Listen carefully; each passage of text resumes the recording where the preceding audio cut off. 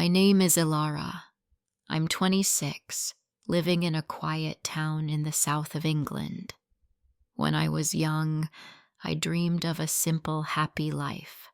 I pictured myself married, maybe 1 or 2 children, a cozy little house, and a kind, loving man by my side. I believed love was easy then, a gentle current carrying you along. How profoundly wrong I was. I met Leo when I was 22.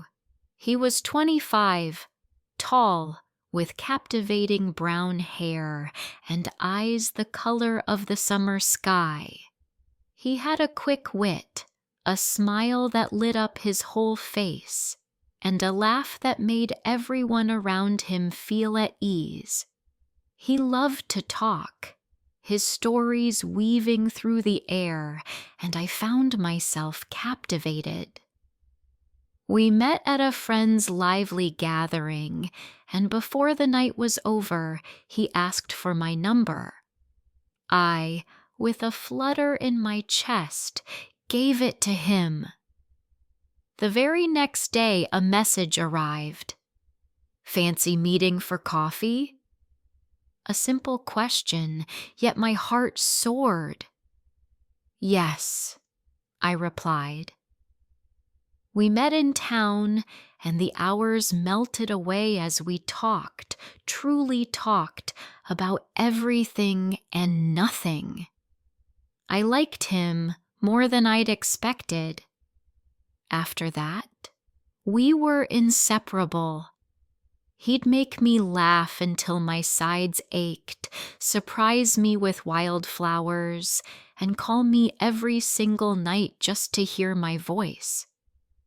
After 3 exhilarating months, I looked into his eyes and, with my voice barely a whisper, confessed, "I love you."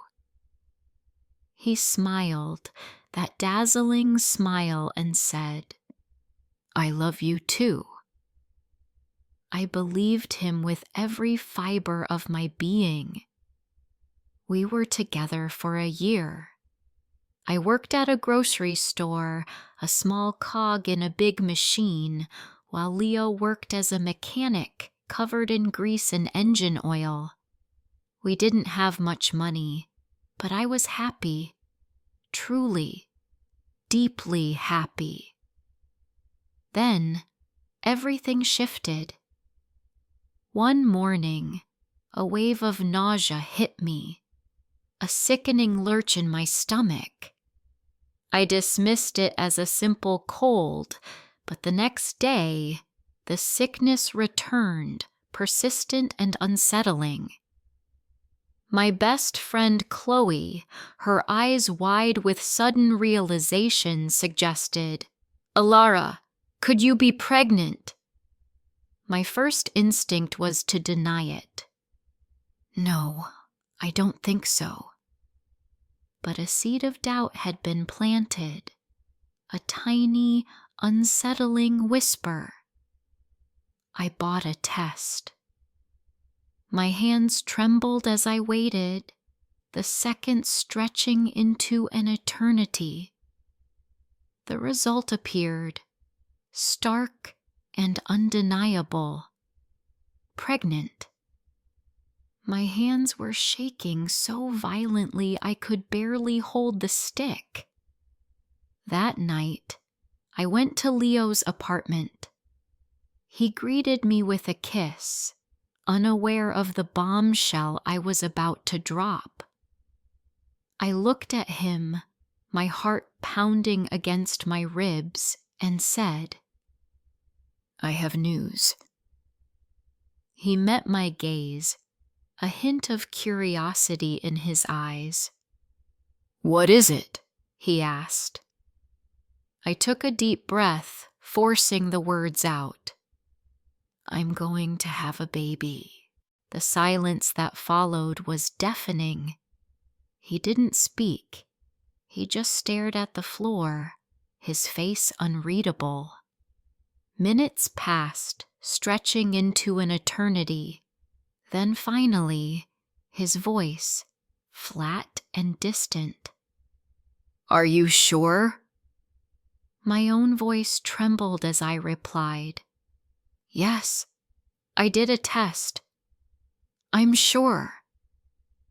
He stood, walking to the window, his back to me. He didn't look at me. "This isn't a good time," he said, his words like shards of ice. "I'm not ready to be a father." A chill ran through me, a sickening wave of fear and despair. "But we love each other," I pleaded, my voice breaking. He said nothing, just repeated, "I need time to think." That night, he didn't hold me. He didn't kiss me. Sleep was an impossible dream. In the morning, he left early, a hurried "see you later," his only goodbye. But I knew something was terribly wrong. After that, everything fractured. He stopped calling. My messages went unanswered. He didn't want to see me. One day, desperate, I went to his apartment and knocked on the door again and again. Silence. He never opened it. I sent him one last message, a plea, a final reach. His reply was swift, cold, and final. "I can't do this. I'm sorry." That was the last I ever heard from Leo. I sank onto my bed, the world dissolving around me. I cried for hours, hot, stinging tears blurring my vision. I couldn't believe it. I was pregnant and utterly, terrifyingly alone.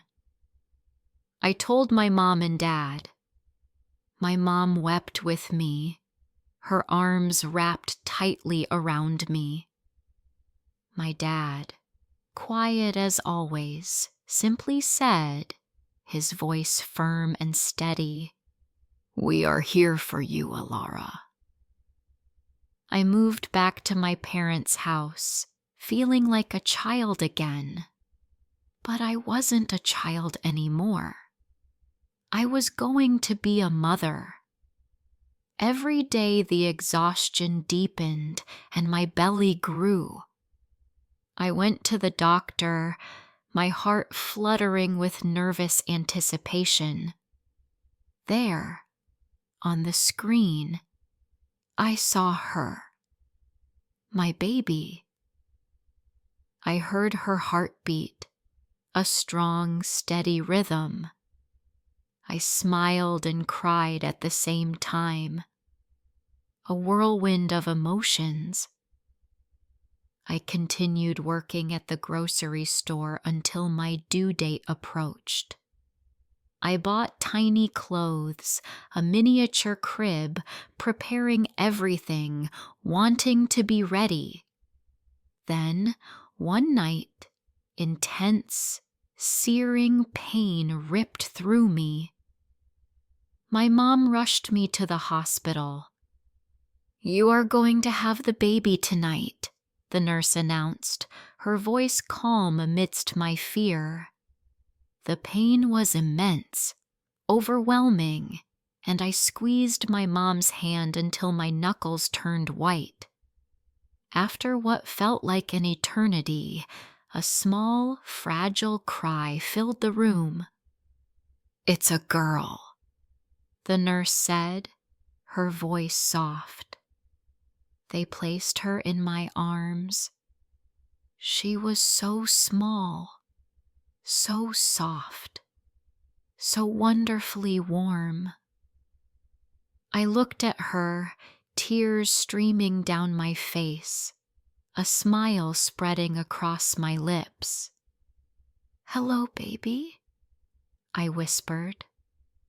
"I'm your mom." I named her Seraphina. She was, and is, beautiful. I stayed in the hospital for 2 days, then we went home. My mom was a lifesaver, helping me with Seraphina during the day. But at night, it was just me and my baby. Seraphina cried a lot. I was constantly tired, sleep a distant memory. I changed her diapers, fed her, held her close when she cried. Sometimes, in the quiet of the night, I'd sit on the bed and cry too, the exhaustion heavy on my shoulders. But then I'd look at her tiny, perfect face, kiss her soft head, and whisper, "I love you." Leo never came. He never called. He never asked about Seraphina. One day, I saw him in town. He walked past me, his gaze briefly meeting mine before flicking away. He said nothing. A scream built in my throat, a fierce, burning question. How could you leave your baby? But I swallowed it, saying nothing. I just looked down at Seraphina, nestled safely in her stroller, her tiny hand gripping my finger. When Seraphina was 5 months old, I went back to work. My mom looked after her while I was there. I missed Seraphina every single minute, but I needed the money. At work, I'd force a smile, greet customers, lift heavy boxes, standing on my feet for hours until they ached. When I got home, exhaustion would hit me like a physical blow, but Seraphina needed me. I cooked dinner, cleaned, fed her, bathed her, put her to sleep. I never stopped. One night, after Seraphina was finally asleep, I sat in the kitchen drinking cold tea, staring at the blank wall. My eyes felt heavy, burning with fatigue. I whispered to myself a mantra, "You are tired, Elara, but you are strong. You are doing this." And a small, weary smile touched my lips, because I wasn't just a woman anymore. I was a mother. Seraphina grew so fast. She smiled more each day, a brilliant ray of sunshine. When she was 6 months old, she learned to sit up on her own, her little back straight with pride. She'd play with her tiny toys, and I'd watch her, a wide smile on my face, sometimes tears of overwhelming love and pride blurring my vision. I was so incredibly proud of her, and so incredibly tired. Every day was a whirlwind of work, cleaning and caring for her. But she gave me strength, a boundless wellspring of it. I didn't have many friends anymore. My old friends rarely visited. Their lives were busy, filled with evenings out and happy photos posted online. I stayed home, watching cartoons with Seraphina, singing her soft lullabies when she cried. "You are not alone," I'd tell her.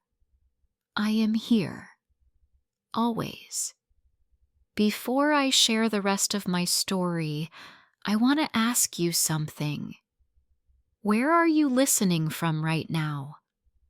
Sometimes I wonder if someone out there truly hears me, someone who understands what I'm feeling, Knowing that I'm not alone in this journey gives me a quiet strength. So please, tell me in the comments. My mom was an anchor in the storm. She'd hold Seraphina while I had a quick shower, or make dinner when I was too exhausted to stand. My dad, still a man of few words, would play with Seraphina, making her gurgle with laughter. I was so profoundly grateful for my parents. Without them, life would have been immeasurably harder. I'd still see Leo in town occasionally. He never said hello, never acknowledged me. He'd just walk past as if I were a stranger. One day, with Seraphina nestled safely in my arms, Leo's gaze flickered to us, just for a second, before he quickly looked away and hurried past. I held Seraphina closer, kissing her soft head. In my heart, I whispered, "You don't need him. I will give you everything." Money was a constant gnawing worry. My job at the grocery store barely paid enough to cover the essentials. I only bought what we absolutely needed: baby food, diapers, warm clothes for Seraphina. My own clothes were old jeans and simple shirts. I didn't care how I looked. All that mattered was Seraphina. At work, I was quiet, focused on my tasks, offering polite smiles to customers. But inside, I felt the perpetual ache of exhaustion. My feet throbbed, my back screamed, yet I always said, "I'm okay." When Seraphina was sick, I stayed home. My boss wasn't happy. "You can't miss so many days," he warned, his voice stern.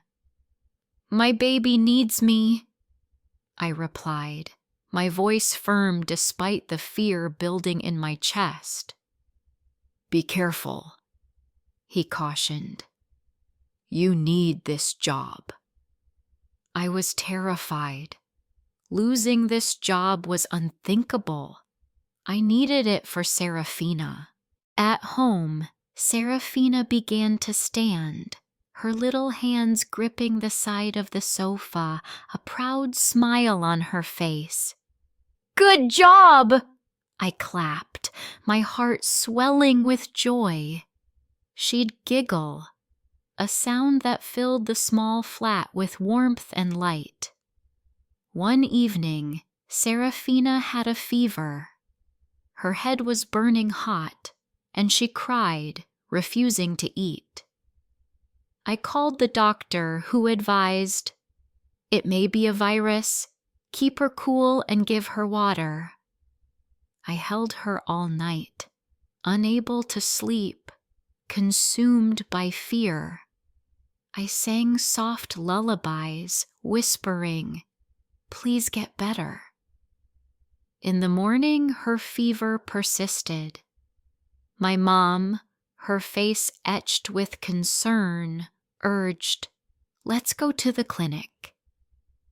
We went, and the nurse gave Seraphina medicine, reassuring me, "She will be okay." A wave of relief washed over me, and I kissed Seraphina's warm cheek, tears in my eyes. Seraphina grew stronger again.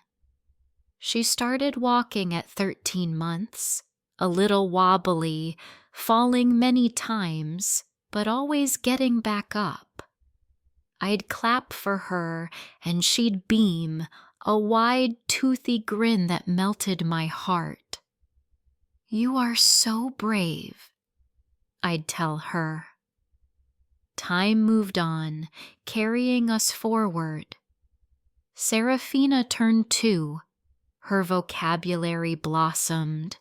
She said mama, ball, and milk. She loved to dance, her tiny body swaying to imaginary music. She found endless amusement in socks and shoes, especially when she'd try to squeeze her small foot into my oversized shoes, her face a picture of intense concentration. I'd laugh, a genuine, joyful sound. One Sunday, I took her to the park. She ran on the grass, a blur of pink, waving at other children. A little boy offered her a toy car, and she smiled, a radiant expression. I sat on the bench, watching her, the sun warm on my face, a rare sense of peace settling over me. Then I saw him again. Leo. He was at the other end of the park, holding hands with a woman with fiery red hair. My eyes darted away. I didn't want Seraphina to see him. She didn't know him. He was her father, but he was not, and had never been, in her life. That night, the memory of him lingered, but I didn't cry. I just sat on the bed, staring at the wall, a quiet resolve settling in my heart. He chose to walk away. I will not wait for him. I will not beg. I looked at Seraphina, asleep in her crib, safe and sweet. I whispered, "You have me, and that is enough." A few days later, a letter arrived from the council. They had a small flat available for me. It wasn't big, but it was mine. A wave of excitement, pure and exhilarating, washed over me. I packed our few belongings. My mom helped me, carefully placing Seraphina's toys in a box, folding her tiny clothes. My dad drove us to our new home. The flat had one bedroom, a small bathroom, and a tiny kitchen. The walls were stark white, the floor clean. I put Seraphina's bed near mine, placing a treasured photo of us on the small table. That night, we ate dinner on the floor, toast and tea, a simple feast. Seraphina giggled, dropping her spoon, and I picked it up, smiling. "This is our home now," I said, a sense of belonging settling over me. In the new flat, life was still hard, but there was a quiet peace. I worked. I took care of Seraphina. I paid rent. I cooked simple meals. I read bedtime stories, her favorite ones about animals, especially the blue bear. "Bar is funny," she'd declare, her eyes wide with delight. I'd kiss her cheek and say, "You are funny too." Some nights, loneliness would creep in, a silent companion. I missed talking to someone, missed warm hugs, but I never missed Leo. I didn't want someone who left. I wanted peace. I wanted a love that stayed. One day at work, a woman came to my till, pushing a stroller with a baby nestled inside. She looked tired, just like me. She smiled, a knowing, weary smile, and said, "It's hard, isn't it?" I smiled back. Yes, but they are worth it. She nodded. You're doing a good job, she said. Her words, so simple yet so profound, touched my heart. I went home that night and held Seraphina close, whispering, "You are my sunshine." She smiled, a radiant, joyful smile, and gave me a big hug. I was still tired. I was still poor, but I was not broken. I was strong. I was a mother. Seraphina was now 3 years old, a chatterbox of questions. Why is the sky blue? Where do birds sleep? I'd smile, answering in simple words, marveling at her curiosity. She was smart, loved to learn, loved to sing and dance. Her laugh was my favorite sound in the whole world. We had a small life, lived in our cozy little flat, following a comfortable routine. I'd wake early, make breakfast, and Seraphina would eat slowly, always wanting one more spoon of yogurt. I'd take her to the daycare near our home, then head to work. Every day was the same, but I didn't mind. I had peace. I had my child. I had a reason to wake up. At night, Seraphina would sit on my lap and I'd read her stories. She always asked for the same book, the one about the red bus. The bus goes beep beep, she'd mimic, and I'd laugh, kissing her head. Sleep now, baby, I'd whisper. She'd close her eyes, her small hand holding mine. Sometimes in the dark, I'd look at her sleeping face, remembering the past, the pain, and also the immense love that had bloomed from it. My life wasn't easy, but I was proud. I had come so far. One day, a letter arrived from Seraphina's daycare. Seraphina is ready for school next year. My eyes filled with tears. School. My baby was growing up. She wasn't a baby anymore. I told her the news. She clapped her hands, her eyes sparkling. School! I want a pink bag! I smiled through my tears. You will get a pink bag, I said. And new shoes, too. That weekend, we went to the shop looking at school bags. Seraphina touched each one, declaring, "Too big, too small." And then she found it, pink with silver stars. She held it close, a triumphant smile on her face. We went home, and she wore the bag around the flat like a little student, her expression so serious. I laughed, a mix of happiness and a quiet sadness. I was so proud of her, but a part of me felt scared. She was growing so fast. Time continued its relentless march. Seraphina turned 4. She was taller, her hair longer. She made friends telling me, "Mom, my friend's name is Maya. She has a dog." "That's nice," I'd say. "Can we get a dog?" she'd ask. "Maybe one day," I'd reply, a soft smile on my lips.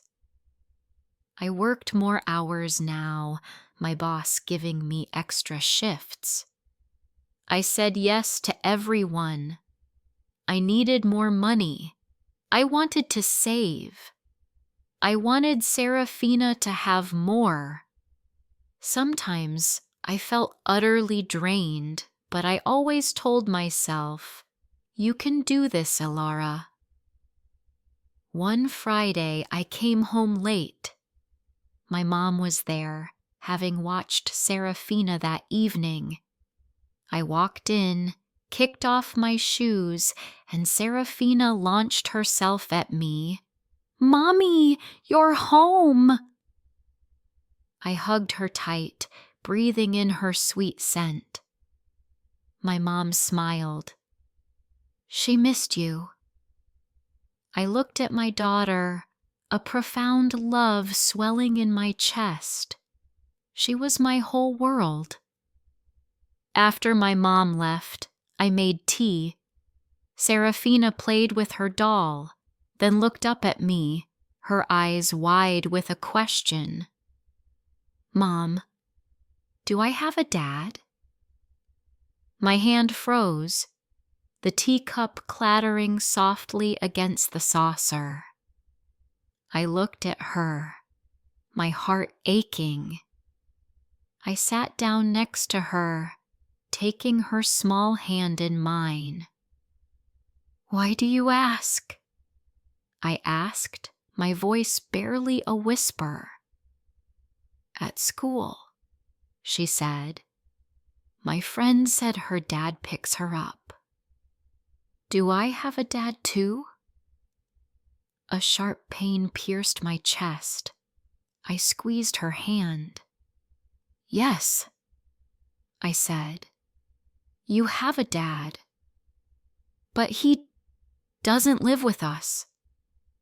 "Why not?" she asked, her eyes soft, innocent. "He made a choice," I explained. "He didn't want to stay." She looked at me, a quiet understanding in her gaze. "But I have you," she said, her voice filled with simple certainty. I smiled, kissing her head. "Yes," I said. "You have me, and I will never leave." That night, I cried a little in the kitchen, quietly so she wouldn't hear, but I needed to let it out. One evening, Seraphina's teacher, a kind woman with gentle eyes, came to talk to me. "I'm Seraphina's teacher," she said. "She's doing well. She is kind and curious." I smiled, a warmth spreading through me. The teacher continued, "You're doing a good job. She is a happy girl." Her words settled deep in my heart.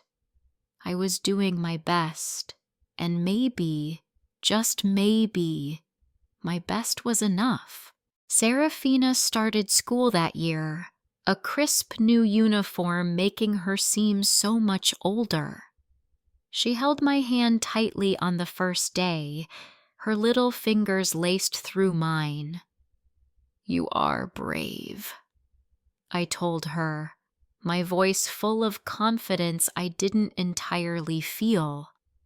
"You will do great." "Will you wait for me?" she asked, her eyes wide. "Yes," I said. "I will always wait for you." She walked into the classroom, turning back to wave, and I smiled, waving back, a lump in my throat.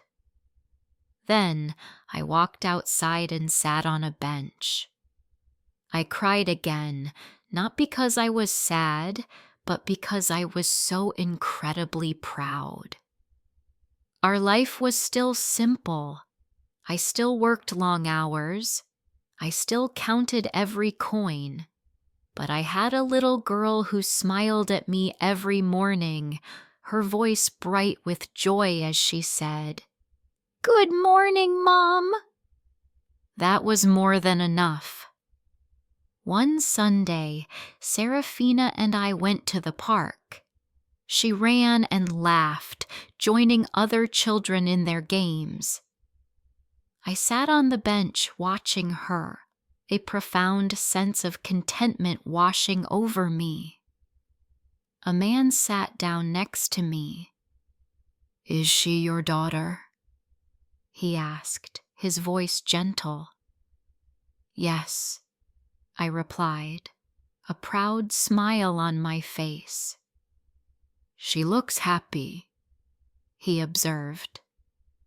"She is," I affirmed.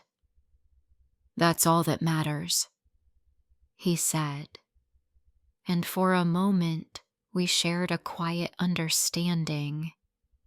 I looked at Seraphina, her strong little legs carrying her across the grass, her big, unburdened smile, her bright, shining eyes.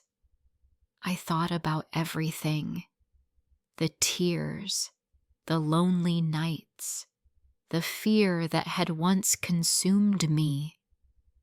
Then I looked at her again.